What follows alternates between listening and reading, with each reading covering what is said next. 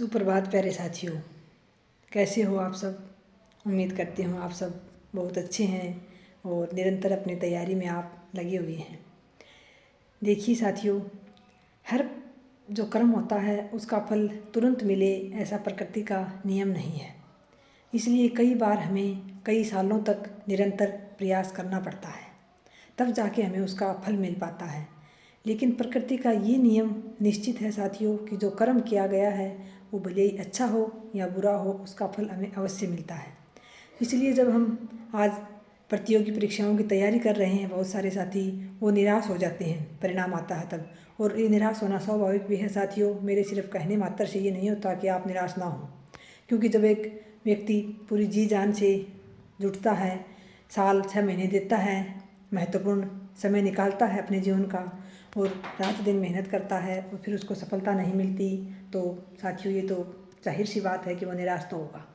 लेकिन साथियों, इस निराशा में हमें टूटना नहीं होता है। हो सकता है 1-2 दिन आप निराश हों, हो सकता है एक दिन आप जी भर के रो लें, आपका मन हल्का हो जाएगा, या फिर जो आपने महसूस किया है उसको आप एक पेज पे उतार लें और उस पेज को फिर आप जला दें या फाड़ के फेंक दें, तो आपका मन बहुत हल्का हो जाएगा।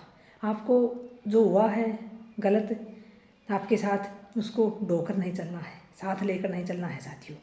तो जो बीत गया वो हमारे हाथ में है नहीं, उस अतीत को हमें छोड़ना होगा पीछे, और तभी हम आगे बढ़ पाएंगे। तो आपको दुख हुआ है, मैं मानती हूँ साथियों, बहुत ज़्यादा दुख होता है, कुछ नहीं सूझता है एक बार तो जब निराशा हाथ लगती है तो, लेकिन फिर हमें संभलना पड़ता है। और जो 2-4 दिन दुख मना के, शोक मना के जो संभल जाता है, वो फिर साथियों आगे के लिए बढ़ जाता है। और जो उस बात को वहीं लेके बैठ जाता है, निराशा में अपना महीना 20 दिन गंवा देता है, वो फिर साथियों उसको दोबारा भी फिर निराशा हाथ लगने की चांस जो है वो बढ़ जाते हैं। तो आपको उम्मीद का दामन नहीं छोड़ना है साथियों, प्रकृति के नियम के अनुसार चलना है, आपको आपके कर्म का फल जरूर मिलना है। आप निरंतर मेहनत कर रहे हैं तो कर्म का फल मिलने का मतलब ये नहीं है कि आपकी सरकारी नौकरी लग गई तो आप सफल माने जाओगे। आप मेहनत कर रहे हो तो आप उस अपने मेहनत के बलबूते पे कहीं पर भी आप अपनी अच्छी आजीविका चला सकते हैं। आज प्राइवेट सेक्टर में भी बहुत सारे ऑप्शन हैं आपके पास। अगर आपने बहुत अच्छी पढ़ाई कर ली है तो आप किसी भी कोचिंग में, किसी भी स्कूल में जाके आप पढ़ा सकते हैं। तो सफलता का पर्याय नौकरी को ही ना माने। हाँ, प्रयास करना हमारे हाथ में है, प्रयास जरूर करें, लेकिन फिर निराश होकर ना बैठें।